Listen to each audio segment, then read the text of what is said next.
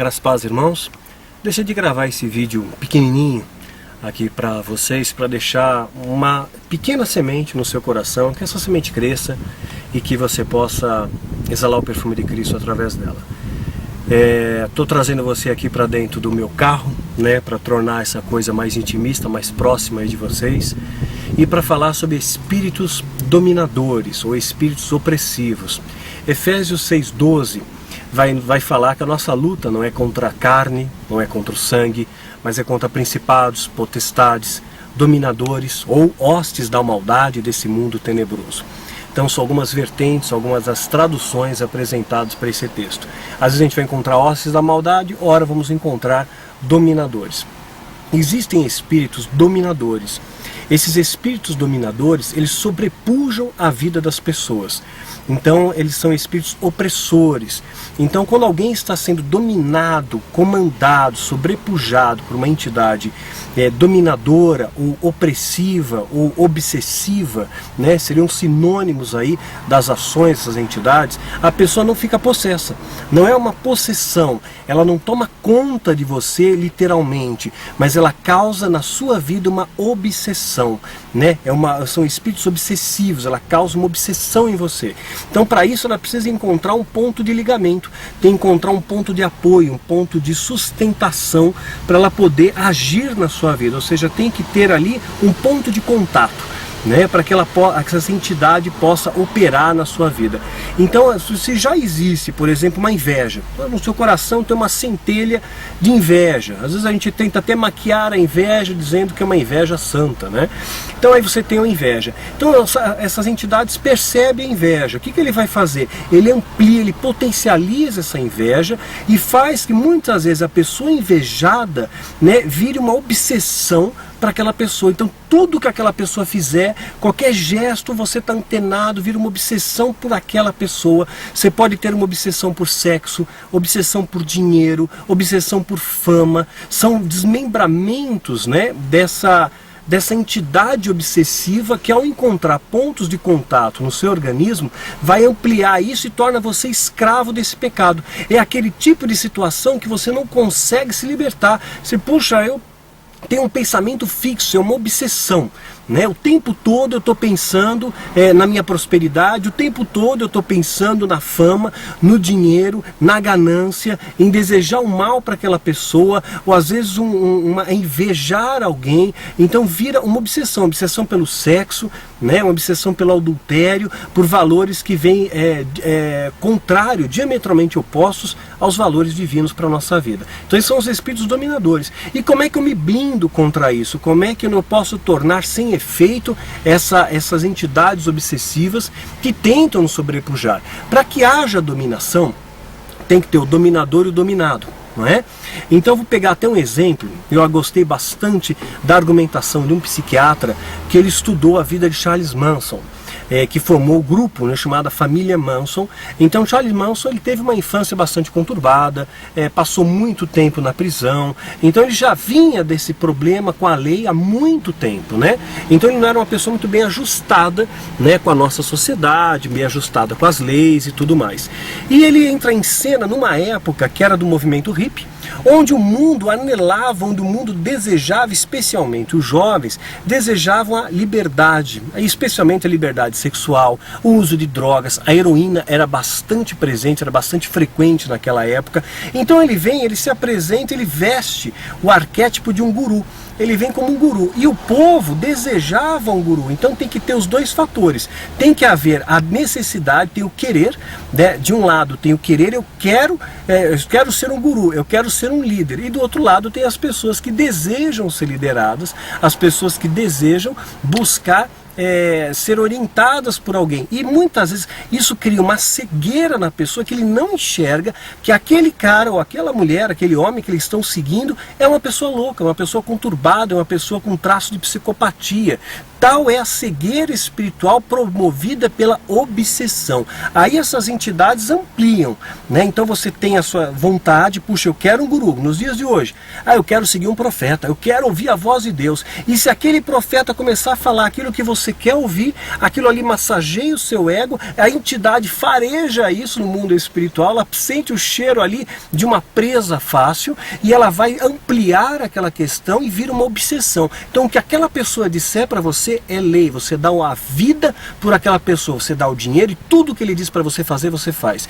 Eu recebi esses dias um e-mail de uma jovem que falou para mim que fez parte de uma igreja que vendia muitos talismãs, vendia muitos amuletos e toda hora uma coisa diferente, para ser próspero, para ter poder, para ter fama, para ter dinheiro. E a pessoa comprou tudo que o líder dizia que era para fazer, essa pessoa fazia cegamente, sem questionar, sem ponderar, sem avaliar prós e contras. Ela não media consequências, nem sequer checava nas escrituras se as informações que lhe estavam sendo passadas eram informações que tinham sustentação bíblica, e não tinham, né? E você vê, então a obsessão te cega, ela te manipula. Então, para que você não caia nessa rede, é importante você ter o esteio, 2 fatores. O principal, é claro, vai ser o amor. Né? Quando você exala o amor de Cristo, esse amor ele cria uma blindagem ao seu redor, ele cria uma proteção a você, porque quando você ama a Deus, você faz a vontade de Deus, e quando você faz a vontade de Deus, você colhe as consequências dessa vontade. Então, pegar um exemplo prático disso, vou desmembrar isso aqui em termos práticos para que você entenda melhor. Vou apresentar um exemplo então para vocês. A Bíblia diz para nós amarmos ao próximo como a nós mesmos, não é isso? Amar ao próximo como a ti mesmo. Interessante que a palavra de Deus é tão sábia, ela não diz ame os coreanos como a ti mesmo, ame os japoneses como a ti mesmo. Estou falando aqui de você que está no Brasil, tá? Ou seja, você não vai amar pessoas que estão distantes de você, porque isso é utópico, né? Isso é alegórico, não é real. Então você não ama pessoas que estão distantes de você. Amar ao próximo, você vai amar pessoas que estão perto de você, pessoas que somam ao seu lado, os seus amigos verdadeiros, os seus verdadeiros familiares que te apoiam. Esse é o próximo, né? Esse é o próximo, amar ao próximo como a ti mesmo.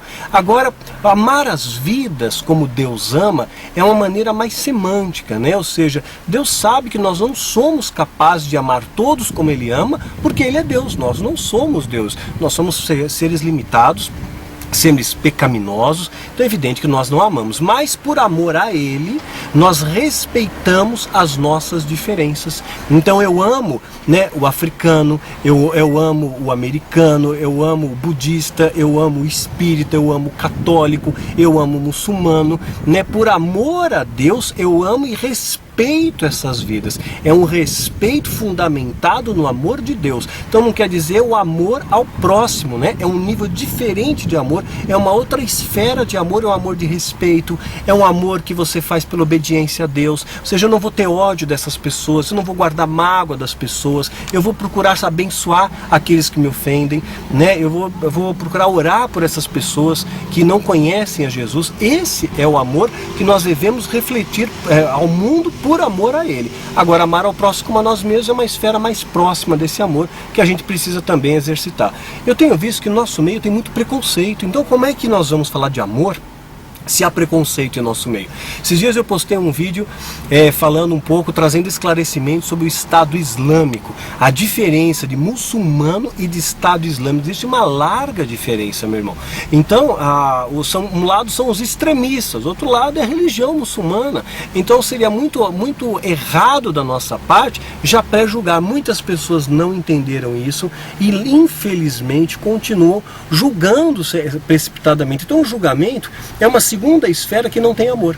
Quando você não ama a Deus, você passa a julgar as pessoas segundo a sua própria ótica e não mais pela ótica de Deus. Por isso que Deus diz, ame ao próximo como a ti mesmo. Então, se você ama de fato a Deus, você não julga, porque Deus diz, não julgue para que você não seja julgado, né? E se você julgar, com a mesma medida que você julgar, você vai ser julgado. Cuidado com o julgamento. Então, quem realmente ama a Deus, vai seguir os mandamentos de Deus. Um dos mandamentos é não julgar. Então, cuidado no julgamento, cuidado em apontar o dedo. Quantas vezes eu recebo julgamento de pessoas que já apontam o dedo, já dão para mim, né? Às vezes você faz um comentário, você manda 200 vídeos, ensina 200 coisas, aí tem um vídeo, um comentário que eu fiz, não gostei, então a pessoa, então Daniel é satanista, Daniel, você me desapontou, e agora eu não quero saber mais de nada. Por causa de uma coisa, a gente está muito pronto para julgar, muito pronto para apontar o dedo, e quando a gente desamar ao próximo como a nós mesmos, e amar a Deus em todas as coisas, significa que você também vai exalar o perfume do amor de Cristo ao mundo, significa que quando alguém se der bem, né, ele for bem sucedido no trabalho dele, na família, no âmbito ministerial, você vai celebrar com os que celebram e vai chorar com os que choram, né? Você vai lamentar com aquele ali que está passando dificuldade, vai procurar ajudar, vai intervir, e esse amor não é um amor que julga, né? Então nós temos que tomar muito cuidado com esse julgamento antecipado. Olha, falando dos muçulmanos, gente, vamos ser sinceros, os cristãos massacraram os muçulmanos nas cruzadas, 200 anos, né? Vou passar a moto aí. 200 anos de massacre a fio de espada, né? Então, e você vê que os muçulmanos, muitos, é claro, têm algum rancor, mas a grande maioria não tem, sabe? Você vê, tem muçulmano no Brasil, né? E aqui é uma população que de maioria cristã, maioria católica, na verdade, mas que professa a fé cristã. Então, aqui no Brasil, e são bem acolhidos aqui, vivem pacificamente.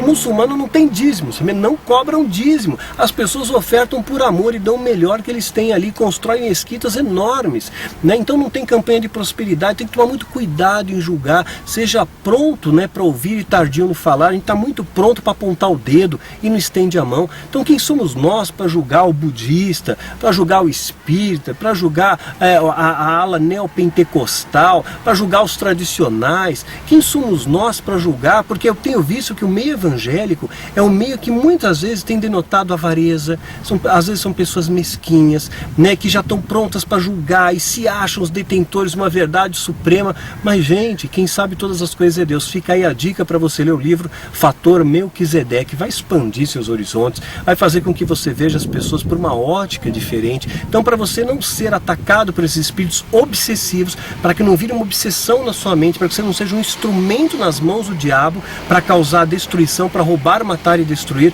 roubar alegria, destruir sonhos, matar esperança, né? Que você procure ser esteio na sua vida, seja o amor a Deus acima de todas as coisas, amar ao próximo como a ti mesmo. E como você ama a Deus, você obedece aos valores de Deus. Não julga para que não seja julgado. Procura aproximar-se mais de Deus, e aproximando mais de Deus, você vai passar a ver um pouquinho como Deus enxerga, e você vai olhar o seu semelhante com piedade, com amor, né, com ternura, e não mais com o dedo apontado, mas sim com a mão estendida. E se alguém está amargo com você, talvez seja porque essa pessoa passou grandes dificuldades, um dia ela foi julgada. Quando a pessoa é julgada injustamente, ela fica amarga, porque ela foi vítima da injustiça. Então que você não seja um instrumento nas mãos do diabo, mas seja um instrumento de bênção nas mãos de Deus, para exalar o perfume de Cristo por onde quer que você vá. É esse bate-papo que eu queria ter com você, querido. Espero que essa sementinha entre aí no seu coração e você não seja um alvo fácil para esses espíritos obsessivos, mas seja sim um alvo fácil para Deus. Porque quando você está no centro da vontade de Deus, as bênçãos te seguem. Então seja um alvo fácil, fica quietinho no centro da vontade de Deus, que as bênçãos vão te seguir por onde quer que você ande, viu? É isso que eu desejo, querido, todo o meu coração, de todo o meu entendimento. Que Deus te abençoe e te guarde.